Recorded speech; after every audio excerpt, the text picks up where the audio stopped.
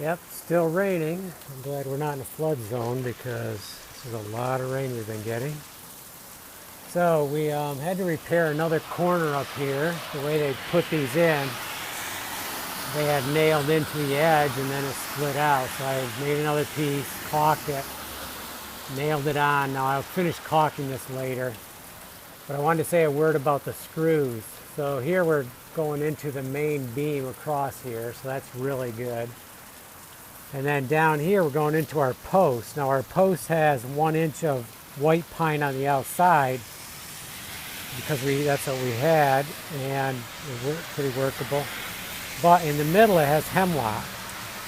So what I wanted to do here was use long screws. I don't know if you can see that, long screws, so that they're going through the pine into the hemlock. So we use 3 inches in both places here, all 4 of them. So we have a very solid brace here. There's no movement to it at all. I mean, not even a wiggle, nothing. And we have 2 of them. So we started caulking up here. Remember, we want to close it in so we don't have any moisture area. We'll have to do more of that. But for now, I think I'm going to go start taking the other posts apart.